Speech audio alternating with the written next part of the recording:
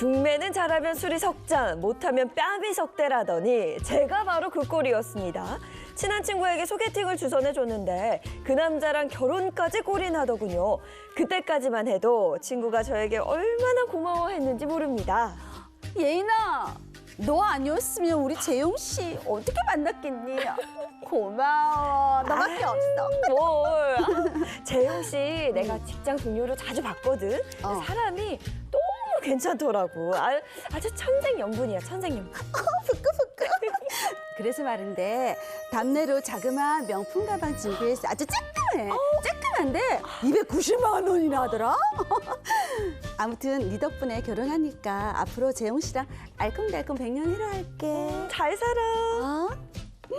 그렇게 100년회를 하겠다던 친구. 하지만 결혼한 지 100일도 되지 않아 친구는 남편과 싸우고 이혼을 하고 말았습니다.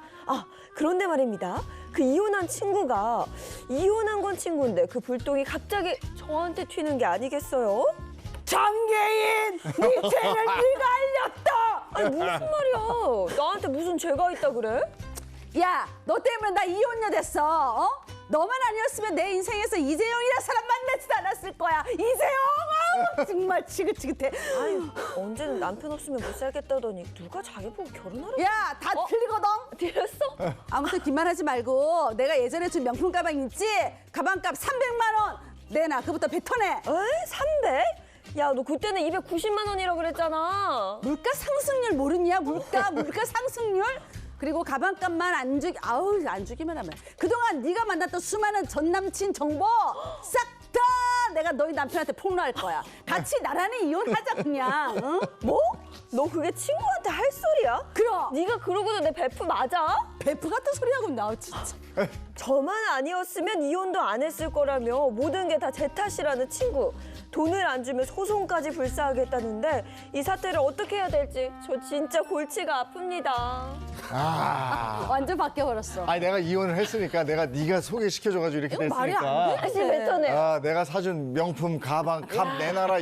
야 이거. 이런 경우가 있어요? 이거 어떻게 된 일이에요? 이게 온라인 게시판에 올라온 이 A 씨의 이야기입니다. 이 A 씨 친구는요, A 씨의 친구는 2년 전에 A 씨의 소개를 받아가지고 남편을 만났고 남편과 결혼에 골인을 했습니다. 근데 친구가 이 A 씨에게 고마우니까 200만 원 후반대의 명품 가방을 사줬다고 그럴 수 합니다. 있죠. 예. 근데 하지만 작년 말부터 이 친구와 남편이 불화가 생겼고요. 이혼까지 하게 됐습니다. 그러자 친구가 갑자기 돌변하면서 이 A 씨에게 원망의 화살을 돌리게 된 겁니다. 이혼으로 인해서 힘든 마음은 충분히 알아요. 네. 근데 본인이 이혼했는데 왜 주선한 친구한테 그 원망하는 화살이 돌아가냐고요. 나 그건 잘못된 것 같아요. 그죠? 이게 친구의 주장은 이렇습니다. 네. 그러니까 A 씨가 남편을 소개하지 않았다면 애초에 결혼도 안 했을 거고 이혼도 안 했을 테니까 이거는 A 씨의 모든 탓이다. 이렇게 그렇지, 얘기한 나왔지. 겁니다. 거기에다가 또 끝이 아니고요. 친구는 A 씨에게 명품 가방을 줬으니까 네. 그 값을 돌려달라고 요구를 했는데 네. 심지어 아까 말씀하신 대로 인플레이션으로 살 때는 200만 원 후반대였던 가격이지만 네. 이제는 지금은 300만 원을 돌려달라고 요구한 겁니다. 아니 근데 그 선물값을 다시 돌려달라. 이것도 황당하거든요. 그쵸. 거기다가 명품은 갈수록 가격이 오르니까 300으로 그러니까 보태서 다시 토해내라 이런 얘기잖아요. 아니 A 씨는 달라고 그랬냐고. 그죠? 달라고 그런 것도 아닌데 그냥 고맙다고 준 건데 네. 그걸 지금 또 그 값을 내라니까 억울한 마음도 들겠어요. 그럼요. A 씨 같은 경우 억울한 이유가 또 있습니다. 이 A 씨가 그 친구가 결혼할 때 굉장히 거금의 선물과 축의금을 했기 때문인데요. 네, A 씨는 결혼 축의금 100만 원에다가 200만 원 상당의 냉장고까지 선물을 했습니다. 워낙 오래된 사이다 보니까 명품 가방을 받은 만큼 더 해줘야겠다 이렇게 생각했던 거죠. 이건 쌤쌤이네. 아니 쌤쌤이 아니야. 100만 친구 원에 받은 200. 선물이 돈으로 환산하면 더 큰 거잖아요. 그렇죠. 그렇죠. 그럼 A 씨도 친구에게 선물한 거 다 돌려달라고 그렇게 말할 수도 있는 거잖아요. 그렇죠. 사실 맞습니다. A 씨 같은 경우는 돈을 돌려받을 생각은 없었는데 이 계속된 친구의 무리한 요구가 있었다 보니까 네. 정 돌려받고 싶으면 내가 준 것도 돌려줘라 이렇게 말을 했다고 합니다. 그러자 친구가 무슨 소리냐. 너한테 줄 돈 없고 받을 돈만 있다면서 막무가내식으로 답변을 했다고 하고요. 급기야 친구는 A 씨의 남편까지 언급하면서 이 사태를 이야기하겠다고 했고 또 A 씨에게 자신의 이혼에 대한 정신적 피해 보상을 요구하겠다고 엄포를 놓았습니다. 근데 A 심각한데? 씨는 이제 처음에는 내 친구가 너무 속상하니까 아, 나한테 이러겠지 하다가 이게 이제 도가 넘으니까 너무 커져서 정말 좀 걱정까지 황당한 가니까. 그런 그쵸. 순간. 네. 그리고 이런 얘기 하잖아요. 너한테 줄 돈은 없고 받을 돈만 있다. 이렇게 이야기하는 게 이게 친구일까 싶은데 글쎄요. 얼마나 황당했겠어요. 이 정신적 피해 보상을 요구한 친구는 돈 300만 원을 보내지 않으면 변호사에게 연락이 갈 거라고 구체적으로 이야기했다고 하고요. 너무하다, 그러다 정말. 이제 참다 못한 A 씨가 반격을 하게 됩니다. 어떻게 해? A 씨는 친구에게 고소장 사진을 보내면서요. 억지 부리지 말라면서 고소장을 접수하기 전에 너가 멈추면 나도 멈추겠다고 마지막 경고의 메시지를 보냈다고 합니다.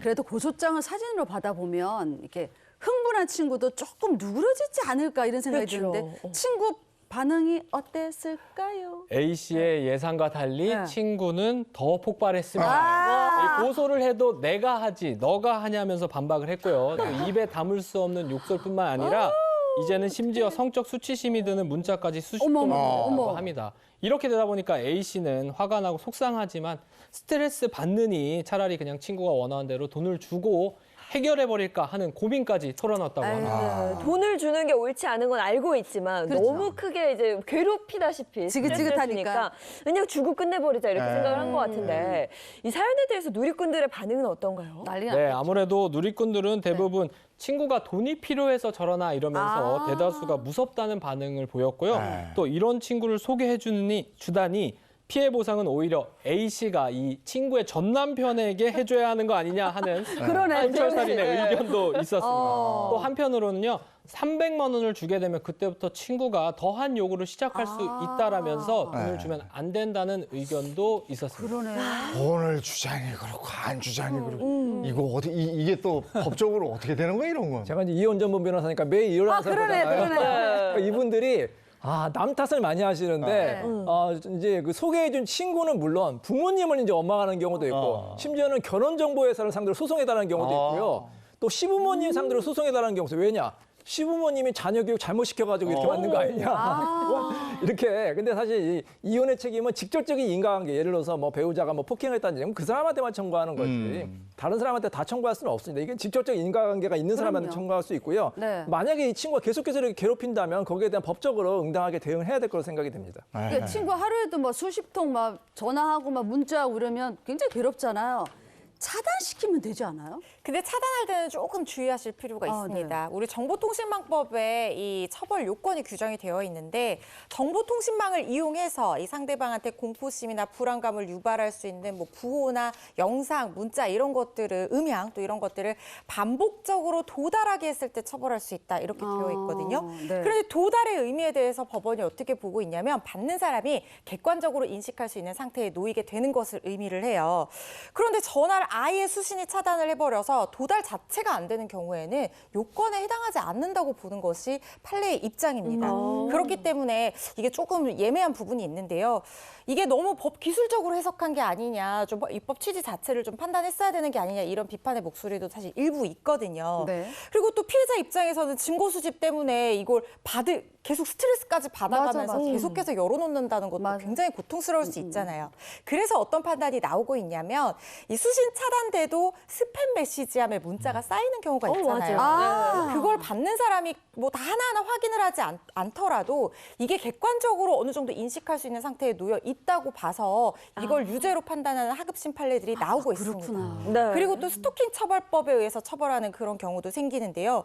예를 들어서 수신 차단까지는 아니더라도 안 받았는데 네네. 부재중 전화 목록이라든가 수신 차단됐다고 하더라도 차단된 번호 목록은 그대로 남잖아요. 이거 자체를 보면 정보통신망이 아니라 전화를 이용해서 어떤 자신의 휴대전화 번호인 글 자체를 상대방한테 도달하게 하는 거기 때문에 이거 스토킹 처벌법 위반으로 유죄다라고 판단하는 하급심 판례들도 나오고 있거든요. 그래서 이 경우에 따라서 반드시 차단을 하라고 권유드리기는 좀 어려울 것 같고요. 네. 상황에 따라서 적용되는 법조나 증거 수집의 정도가 달라질 수 있으니까 전문가랑 한번 상의를 해보시는 것이 좋을 것 같습니다.